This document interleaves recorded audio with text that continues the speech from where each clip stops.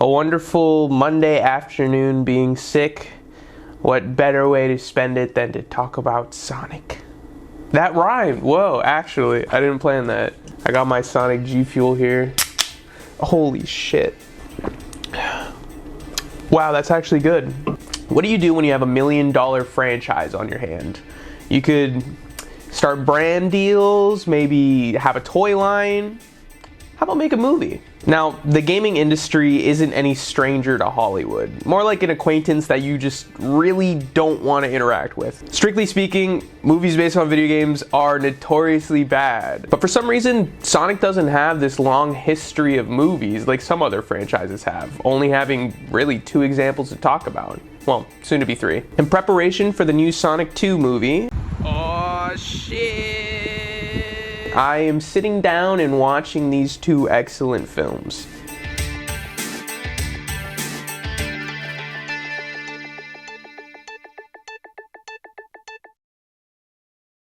Video games are such an interesting medium. Instead of reading the journeys of some magical kid or watching these weird community college students, the main character is a conduit for you, the player. This tarnish didn't beat Radon the Star Scourger. I beat Radon the Scar Scourger. Not only that, but early video games didn't really have much to go off of in terms of story, so writing a script based off of them would be kind of difficult. I mean, what kind of movie are you gonna make based off of this?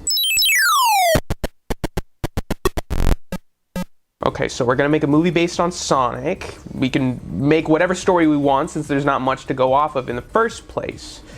But now we have the problem of how are we gonna make this? Making a movie about Mario is easy because at the end of the day, he's just a dude and you can just cast any other dude to play him. Sure, there's certain things that get lost in translation, but what the hell is a Goomba anyways? Sonic, on the other hand, not so much. I mean, look at him. Maybe you can make a puppet or animatronic, but translating his speed in a movie in the 90s, it's gonna be pretty rough. What else are you gonna do? CG him?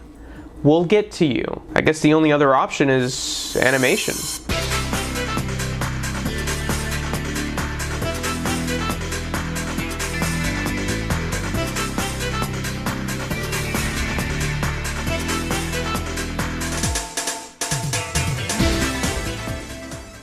Like most properties in the 90s, Sonic has had his fair shake at animated projects, having 2 shows airing side by side from 1993 to 1996. These stories, though, strayed pretty far from the source material. Sure, you have Sonic and Tails, but who the hell is Sally Acorn? Where the hell is Mobius? And look what they did to fucking Eggman! The second cartoon isn't much better, basically stripping the story down to a Looney Tune type show with Sonic, Tails, and Eggman? These shows have their fans, I'm sure, and they did grow the Sonic franchise, but they don't feel very Sonic.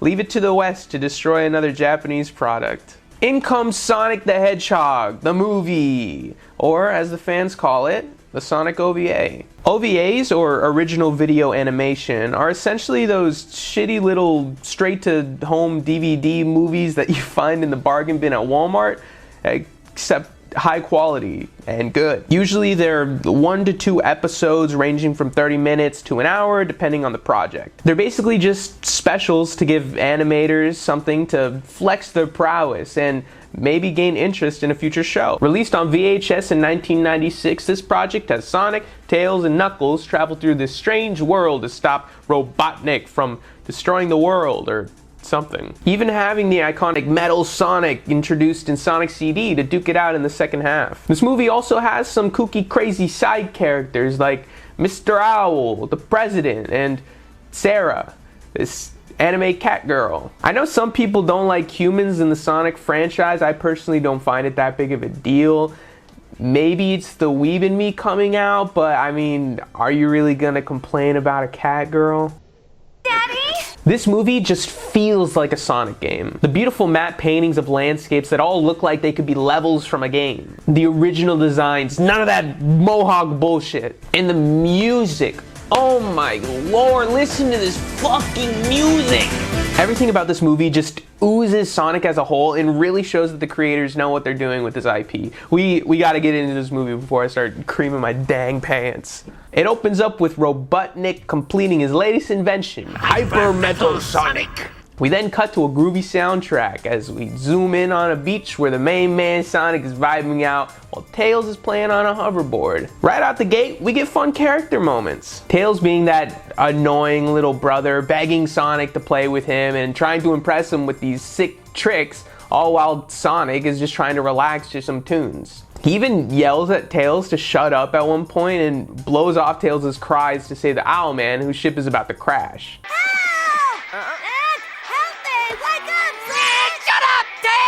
It's interesting having our main character sort of be ambivalent and not care about everything that's going on, but at the end of the day, we know that he cares about his friends because when they need him most, he springs into action and saves the old man and Tails. The owl was sent to give an important message that Sonic needs to meet the president. So the duo jump on the tornado and head off to his office.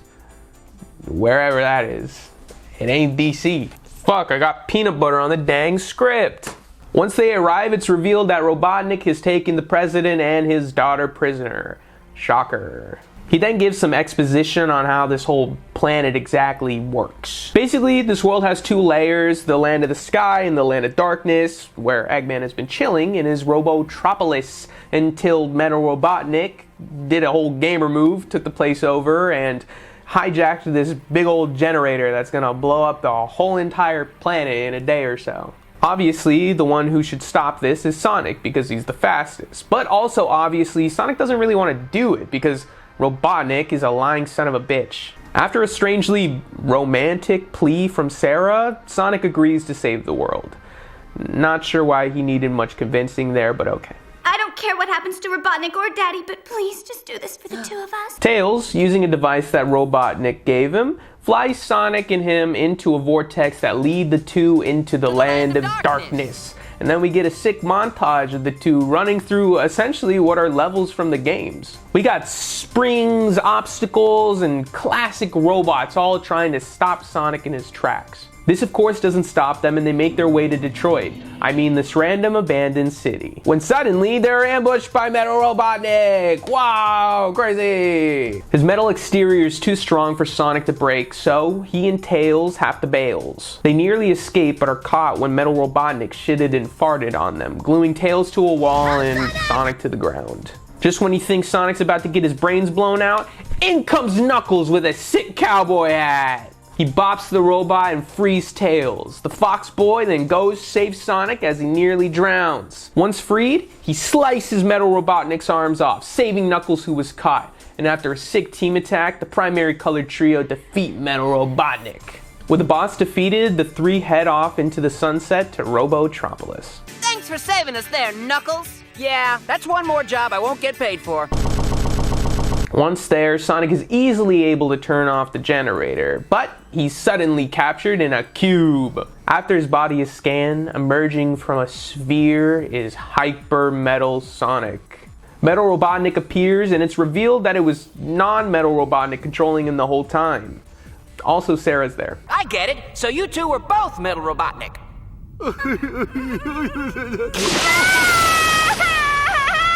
Look at that, Knuckles, now you made him cry. He explains that Sonic's life data has been scanned and transferred into this robot, now making it a perfect copy of Sonic. With this copy, Robotnik plans to destroy Sonic and then the world. Of course, Sonic's not having that and a fight breaks out. Metal Sonic surprisingly wins and non-Metal Sonic falls to his death. So it seems. Tails goes back to his base with Knuckles and when there gets an idea to tinker with the device Robotnik gave him to hopefully gain an advantage to beat Metal Sonic. They then get a call from the president. Does anybody around here care that I have work to do? Hiya, Prez. Huh? And deduce that Metal's plan is to blow up these ice caps and melt them with magma, causing all of the islands to start floating into space and destroying the world. What? Why would Eggman want to literally destroy the planet? He says that he wants to repopulate with Sarah. We'll be the only ones left. Then we can get married and live out the rest of our happy lives together, Sarah. But how is he gonna rebuild anything when all of the islands are literally gonna be thrown into space anyways? After waking up in a field and running to the president's office, Sonic finds out about the plan, and therefore Metal finds out about this plan because I guess they're both connected, so they end up both heading over to the ice caps. The two hedgehogs get there first and start round 2 of their battle as the supporting cast all make their way there. You might know everything I'm going to do, but that's not going to help you since I know everything you're going to do. Strange, isn't it? First to arrive is Robotnik and Sarah, and as she falls out of the ship, Knuckles saves her, all while Tails helps out Sonic since he's getting his ass beat at the current moment. Tails, get off! I'm so sorry. I never thought you'd stoop that low. The brawl continues. Meanwhile, Tails is doing some sick hacking to link Sonic and Metal. I don't know, the whole process is kind of confusing, but Robotnik stops him, so it's sort of pointless, maybe? As the fight heads to a draw, the fucking president crashes his ship into this giant ice cap surrounded by magma. The ship explodes, but luckily he's saved by none other than Metal Sonic? Mr. President! Can you hear me? After rescuing the president, Metal falls down a hole and Sonic jumps in trying to save him. And before the lava melts his robot exterior, Metal speaks his first and final words. There is only one Sonic. It's not really clear if it was Tails' hacking that made Metal turn good at the end, or if it was Sonic's inherent goodness just seeping through Metal's cold exterior, but regardless, though the day is saved, Sonic is saddened at the loss of life, even if it was purely artificial. That doesn't last long since Knuckles bops him on the head as payback for earlier, and as Sonic chases him, the rest of the crew follow and they all run off into the sunset. Man, what a fun movie. I really love this. The animation and the style of this film lend itself so well to the Sonic franchise. The music is stellar and it fits every scene. The voice casts all sound amazing and they really fit the characters in their designs. There are a lot of fun character moments and genuinely funny jokes. Honestly, I would have loved a Sonic anime in this style following some overarching plot. Personally, I'm more of a fan of the 2000s era Sonic design and stories, but for a classic Sonic movie, I adore this. It's really iconic and I'm so glad that it's generated this cult following. When doing research for this film, I was surprised to find that there's still people talking about it. Just last year, a fan was able to get their hands on one of the songs from the movie, which was seemingly lost to time, but they reached out to somebody who worked on the movie and was able to get a full version. Nice, thanks Helicopter, thanks! Another project I found was Sonic Rebuild. Orchestrated by the team that made Shrek Retold, it's a collaboration of over 200 artists, each remaking shots from the movie in their own style and creating this insane and surreal experience that only the internet could create. I don't want to speak for the entire Sonic community. I mean, my opinions can be kind of out there sometimes, but I truly think that this OVA should be marked as one of the greatest pieces of Sonic media to come out of the franchise, and we should be proud of it as fans and proud of the creators. Though the OVA came out in 1996, they've been trying to make a proper Sonic movie all the way back in '93, but to no avail. Movie making is a tricky business, so the project has touched a lot of hands, changing mediums and even changing studio rights. Finally, the rights were in Paramount Pictures' hands and they were ready to start production in 2017. Quite some time, huh? Come December 18 and the first teaser images for that movie drops.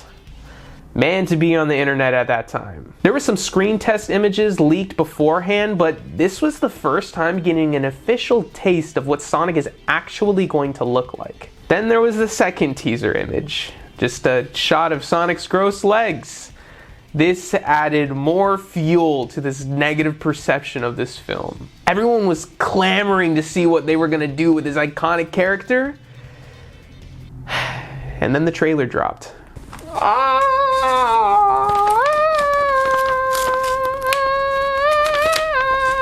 As the song Gangsters Paradise plays in the background, we are gifted our first look at Sonic's live-action design.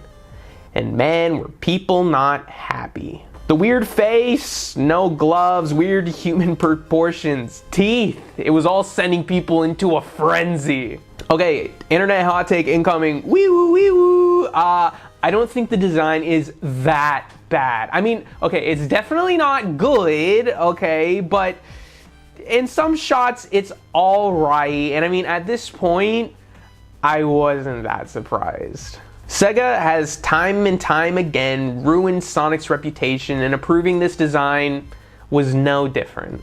I accepted another mark of shame as a Sonic fan and just moved on with my day. The video got dislike bombed, and the unanimous opinion was that this is terrible and the film is going to be terrible.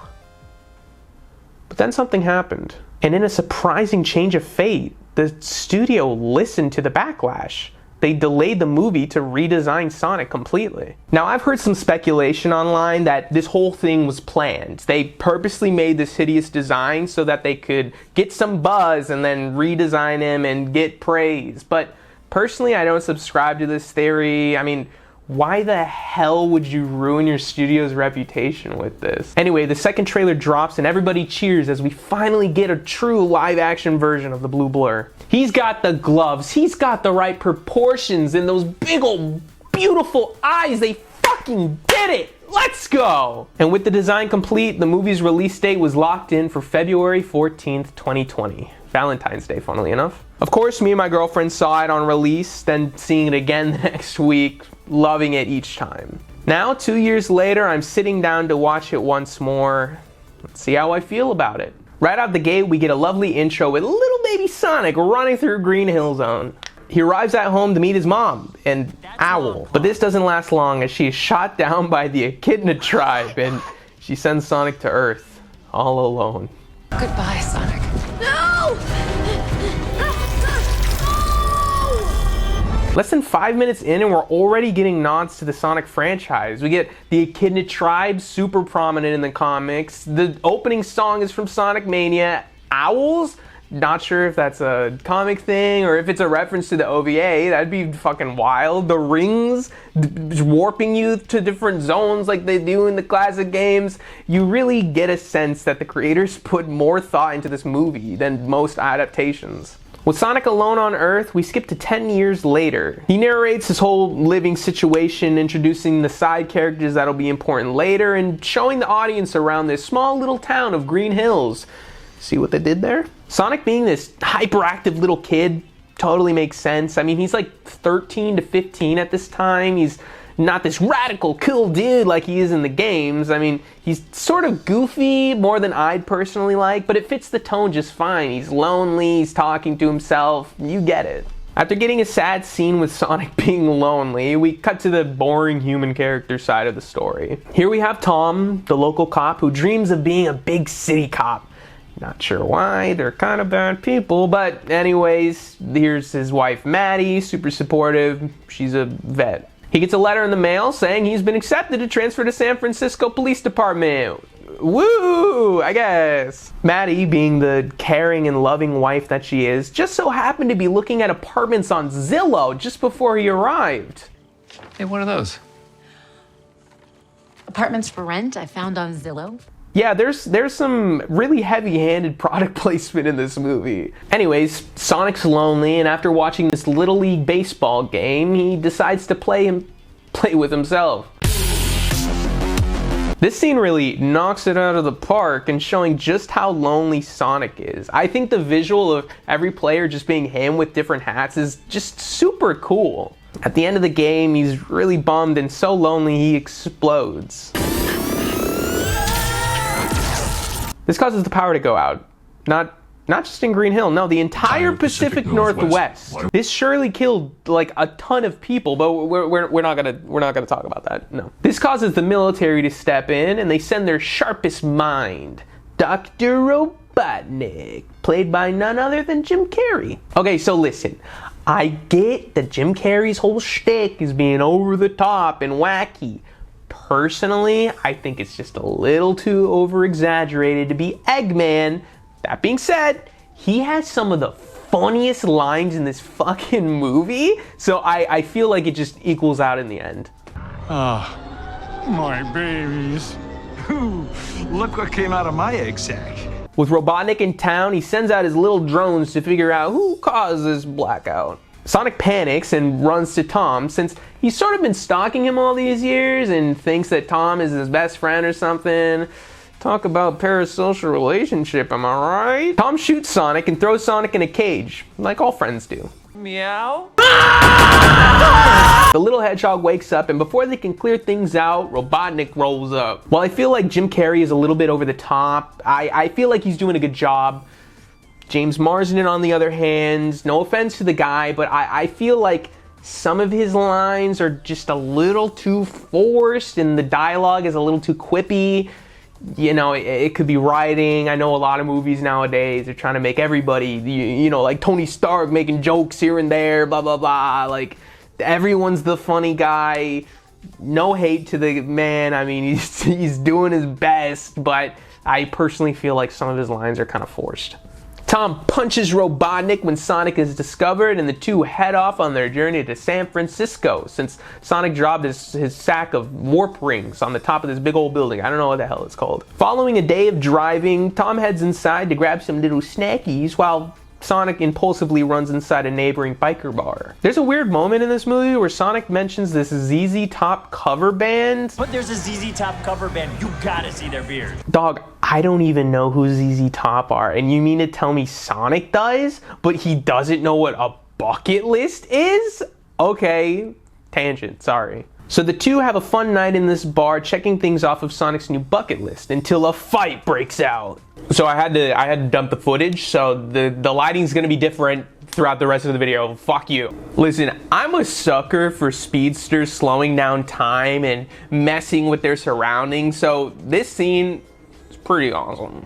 Following a beatdown, the two bail and head to a motel. The next day, the two are ambushed by Robotnik's weird truck thing on the highway. A cool chase scene happens, but ultimately they destroy the robot at the end. Oh yeah, baby! A Sonic 1 and a Big Tank 0! I'm sorry! It wasn't without struggle though, since Sonic gets blown the fuck up at the end. Tom makes it to San Francisco where his wife was staying with her sister. She revives Sonic, and while discussing this whole enemy of the state situation, Sonic's gifted some fresh Pumas. The now trio head to downtown San Francisco to the tall building where Sonic dropped his rings, but just as they were about to say goodbye, in comes Robotnik in the flesh, in this now cool little fucking brand new floating hovercraft thing. It's a flight suit designed to modulate my body temperature and reduce drag. Yeah, and yet you still are one.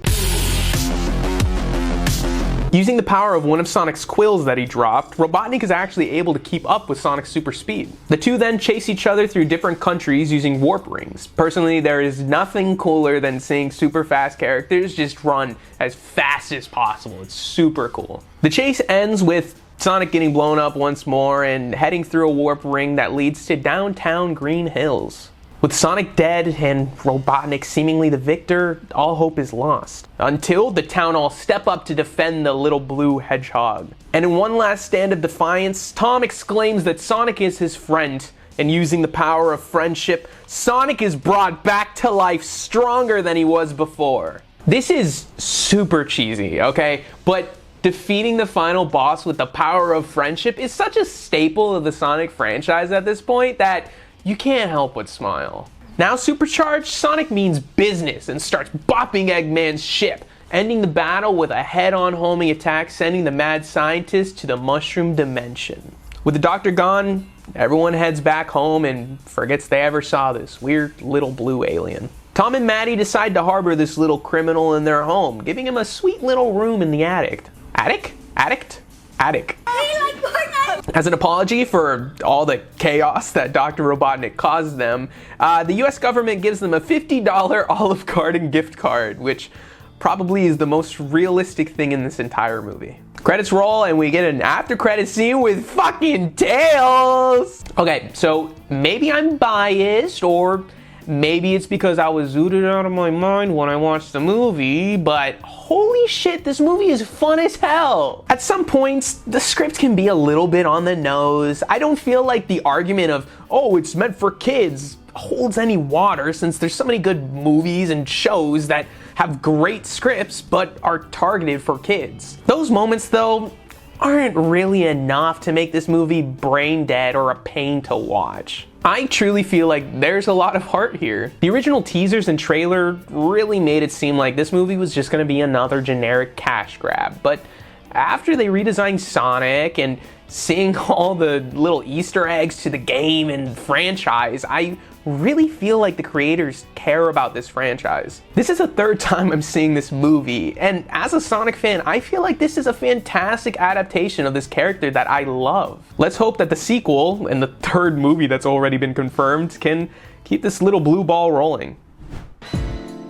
Thanks so much for watching. This was fun to make. I love these movies, especially the OVA. It's always a treat to watch it. Make sure to like, comment, subscribe, hit the bell notification. Check me out on twitch.tv/MokerJaniac. I'm going to be playing Sonic Adventure 2 at this point, since at the time of recording this, I've already beaten Sonic Adventure 1. That video is going to come out hopefully at some point. I'm going to write the script, but anyways, tell me what you think of these movies if you've seen them. Are you excited for the second one? If you've seen it already, let me know what you think. I'm probably gonna like it. I haven't seen it yet at the point of recording, but I'm fucking rambling now. Oh my gosh. Oh, okay. Anyways, see ya.